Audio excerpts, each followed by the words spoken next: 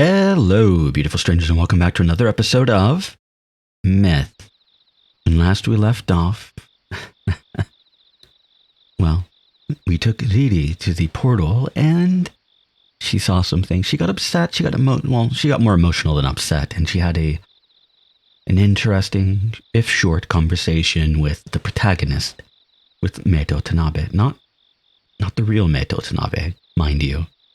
The written one, the one written by Odin, the one that is a creation, the star of the show, you know. And yeah, and this episode, oh yes, or day 20, the final day. It's the dawn of the fetus of a new day kicking. Oh yes. It's evening. Let's set the scene. It's evening. Crickets chirping. Beautiful green-haired woman that actually kind of hates your guts in reality, that is forced to love you by the... Never mind, I'm making this sound horrible. Let's get into it, shall we? It's pretty. Me, or... Fucking... Okay. The stars. Oh, sniffle. Sniffle, sniffle. I'm just kidding. You're both pretty, I suppose. I suppose? We had reached the end. The first loop was almost over, even though we didn't manage to find any clues concerning Hibiki. It was nighttime. This was likely the final scene. The final conversation between Riri and Meito Tanabe. I wonder what will happen tomorrow. What is it? God. Who knows? Will there be a tomorrow? Oh, right, that's probably a character. Never mind. I said that, even though I knew that there was no tomorrow waiting for us. I wonder. Riri-san continued with her act, though. Maybe they'll come back. Who? Hibiki. Huh? What?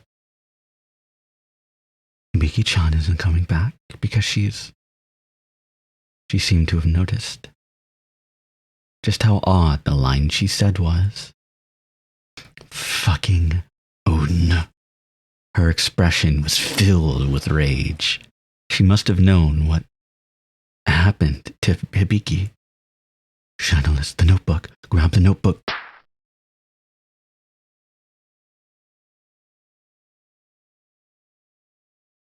What an unnerving event. I have this weird habit of laughing in stressful situations. So that's going to be an interesting thing with a lot of stressful situations, including some of the VNs that I have on my to playlist in the future that are dark and stressful. I ruin everything because I laugh in the face of stress because it's a coping mechanism, because, you know, it's I have a hard time with dealing with stress sometimes, and humor helps with that immensely. What was Odin planning? The only thing I could say for sure was that Odin wanted us to coexist with the shadows, and there was something besides that she must have granted to us. I had no knowledge of the truth behind Hibiki's disappearance, and the answer was buried with Riri. She'd probably use her power to regain her will again, but it was unlikely that she'd regain any memories from the previous loop, because it wasn't like Riri could recall what would happen in the future, or now. What was the meaning behind what Odin was showing me? Was this just her playing around? No. Was this some sick joke? That seemed to be the most fitting explanation. In that case, I can never forgive Odin. If I ever met her, I'd... perhaps... Assuming that this notebook will be left behind, if Odin would do something like that... No, she probably will do that. But it'll mean that I'll be in the most advantageous position among the Einherjar, because it means that I'll be able to learn about what happened during this loop, It was my duty to follow this script. That formed the basis of all my actions in this world. So I'll choose to love the shadows. To put an end to this crazy story, and so I can return to where I came from. I'll love them. I vowed to do just that as I prayed for this final, frustrating scene to end. Myth. Otherworld. I'm going to take a drink real quick. I think it's the first Otherworld scene we've had in a while, and I think we should drink to that. I don't have a thing I can clinky my glass to, but just imagine I'm clinking my glass right now. Clink.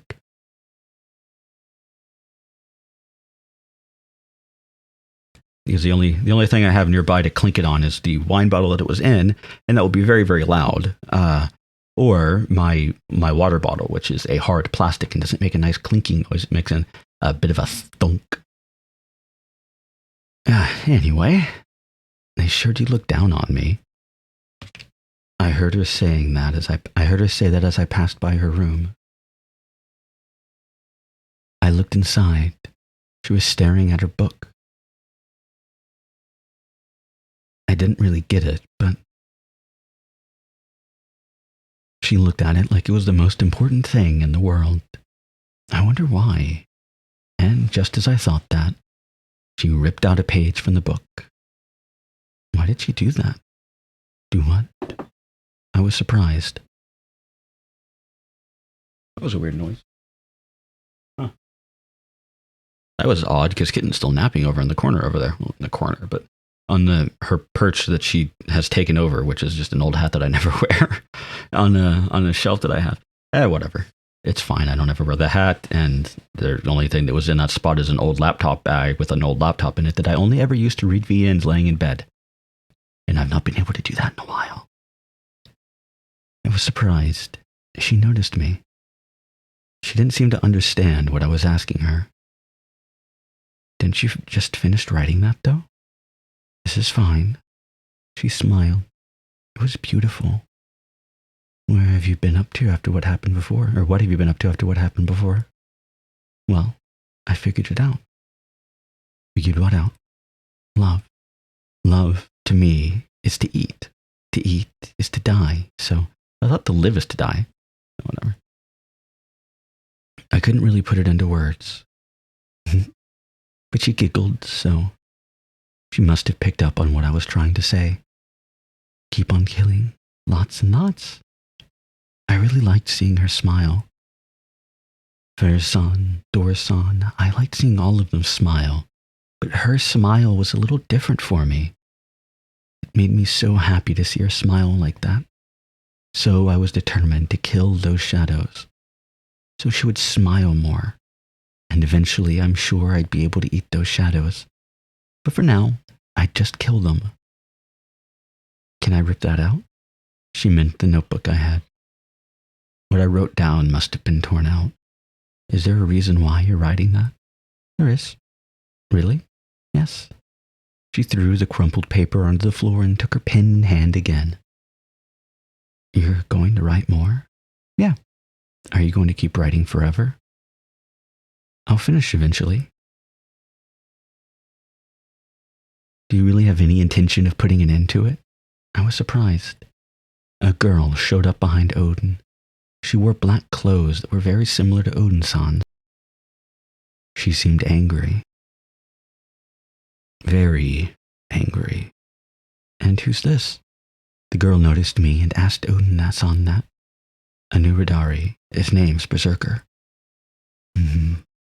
She stared at my face. I see. And muttered that. I see. See what? I didn't get it. Anyway, take this seriously. The girl left after saying that to Odin-san.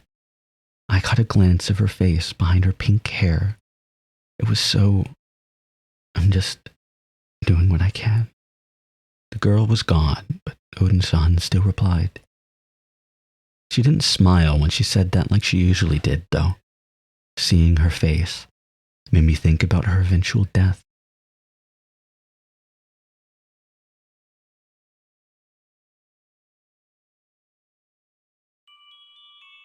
And And that is the end of the first loop. We're going to keep going because that was only, to what, 10 minutes? Yeah, right about. We've got a new title screen here. The old one is scooted off to the left over here. Yeah. And we've got a sort of a map. Looks like a map of the house, I'm going to guess, of Shimon's house. I think. That's my guess anyway. Lots of trees, gate, lots of trees. A hill. It says Shimon's house in the corner, yeah. And there's a red text here above lots of trees on the right that I can't read, but whatever. Anything in bonus content? Just gallery. Nope. We can listen to music. Okay, that's interesting. You can just right-click, return to title. This does let you reload your previous saves. We'll get more into that in a second. There's still the character chart as I'm scratching my back. The buildings are made out of wood because their civilization is not very advanced. We can check our notebook. Let's do that now, shall we? About the notebook. Let's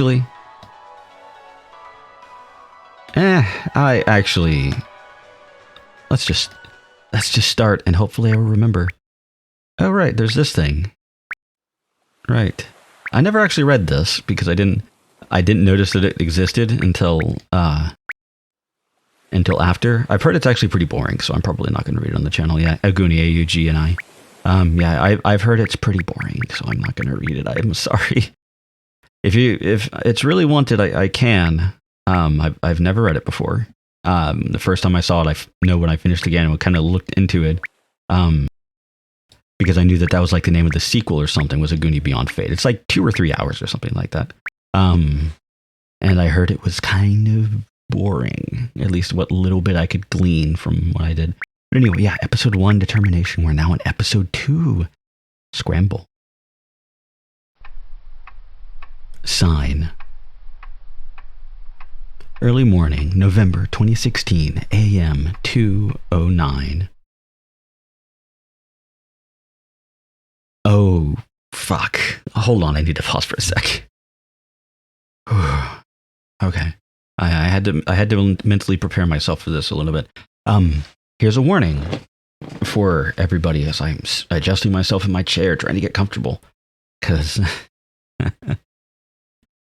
this game has warnings. There's a reason that this game is 18 plus, and it ain't just because of a little bit of nudity. Man, like as I said, if you are squeamish, if you have, I don't know, as I said, but if you're squeamish, if you find certain topics, things regarding grotesque sexuality disgusting, if you find death and gore and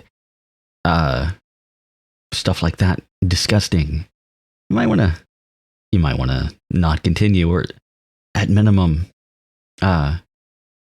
try to find a point either this episode or the next episode. I don't remember how long this is, whenever this NVL scene is over, as well as a lot of future NVL scenes and a lot of future general scenes.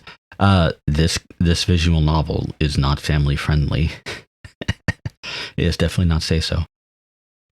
Ooh, to prepare myself, slap. I threw up over and over again.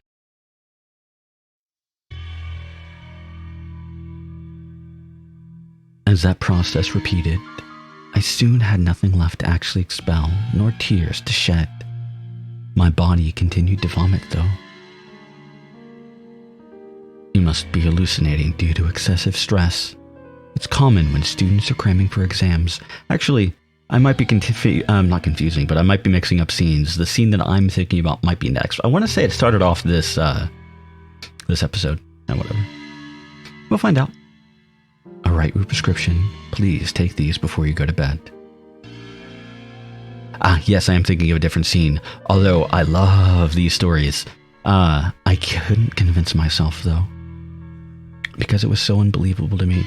So I take back what I said for now about the graphic content warning. They've already skipped, I'm sure. But yeah, I really wanted the graphic content scene. It's really gross. I think it happens once you get past a certain point, so it'll be fine.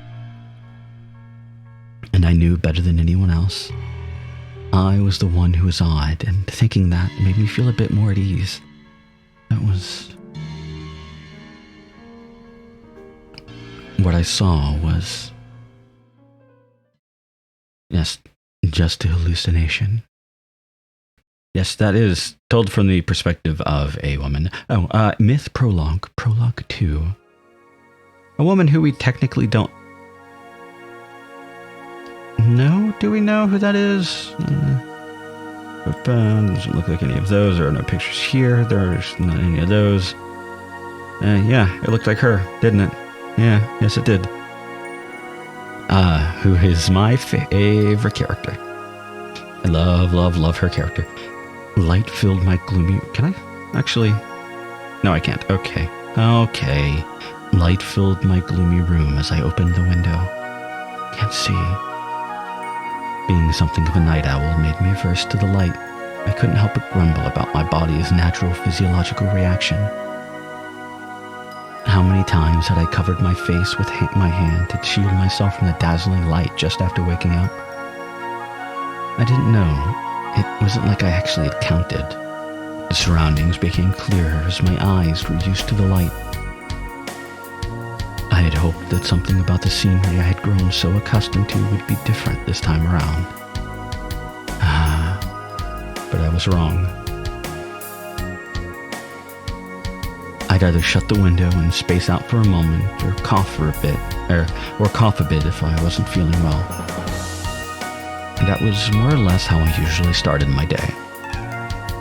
Today would be the same as always. Everything would remain the same color, and those dull colors would continue to blot out my days. The lack of change made me sigh as I put my shirt on. Of course, I didn't forget to put some bread in the toaster in the meantime. Then I changed my pants and... There was something in my pocket. There was a folded notebook in there.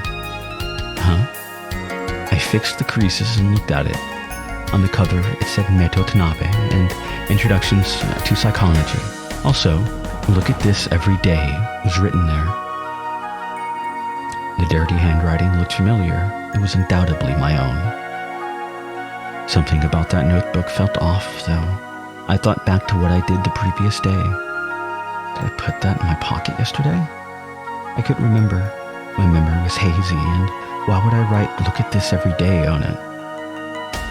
I flipped through the pages, but it looked like only the notes from the class were written inside. Before long, it was just blank. Shimon, So, Riri. It was a bunch of weird names. It felt like some sort of class attendance list. Creepy. When did I write this? At the top of the page, it said, "For the next me." Next me? I scanned the top and... No, read it, please. The toast popped out of the toaster. I looked at it in disbelief. Read the book, please. Oh, whatever. Please read the notebook. My concerns about that notebook faded away with that dopey yawn of mine. I put my pants back on, quickly consumed the toast, grabbed my bag, and unlocked the front door. Might as well. I put the notebook in my bag and went outside. 7:30 a.m. I was right on time. I looked at the people passing by as I chewed on a breath mint. They were like walking corpses. Well, maybe not corpses, but I'd never actually interact with any of them in my entire life. Pop, pop. I made my way to the throngs of people as I proceeded through the ever-familiar scenery.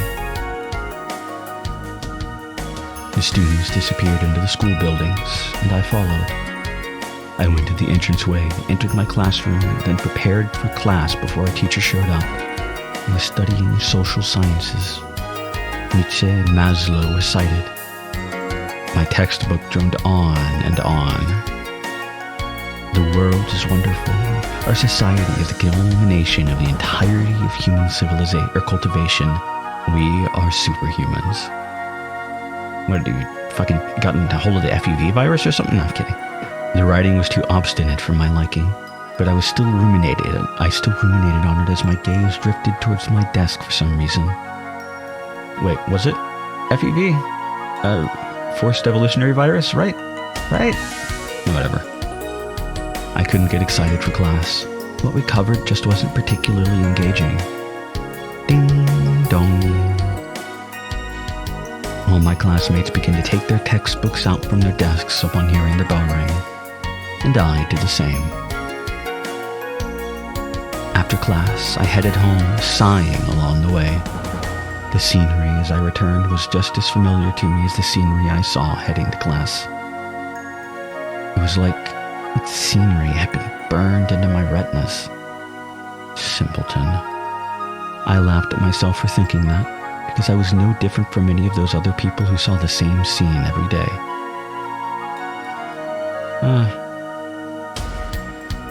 Let's just, I guess I'll save? And we'll just go home. I headed back home, just like always. Morning. I woke up again and when I was supposed to, and then proceeded to get dressed and headed to school, like I was supposed to. Once again, I passed by the middle-aged man. Once again, I looked up at the sky. Even doing that felt necessary to me. Even thinking that felt necessary to me. Let's just go to school. Not much reason not to. There was no reason to go anywhere else. I told myself that as I headed for school. My days at school, the unchanging daily life, agonizing over what I wanted to become.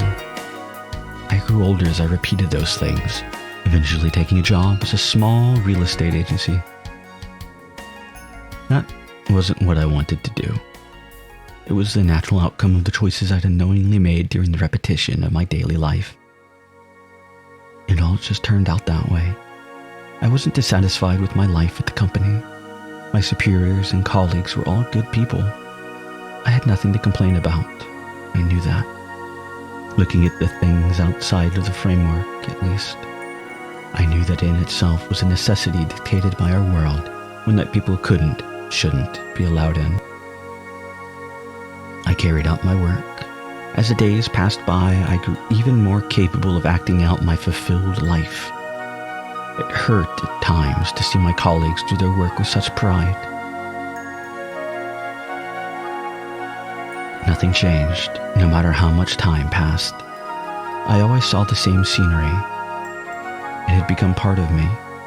It had always been the same, even when I was a student. Always. It's just, there were two things that were different for me. I'd sometimes hear someone calling for me with a sorrowful tone, and I'd dream of a girl crying alone in a meadow. I couldn't figure out what either of those things meant. It set my mind to stir. There was something I realized as I grew older.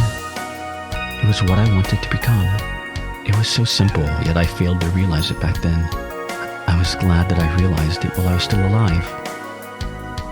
Because what I wanted to become was something somewhat like, never mind, I don't remember the lyrics Octavarium at the moment either. That's a bad me, bad YouTuber. Because what I wanted to become was nothing. And that is the bad end of Route 2. Well,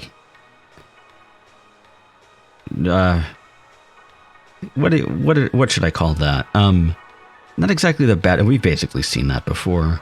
But you know, it's fun.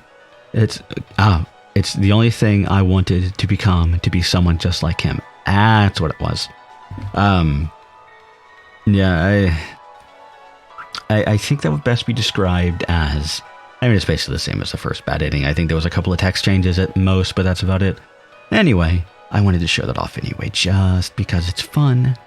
But next time, I think things are going to get interesting as we start our second loop. And, well, I hope to see you all there.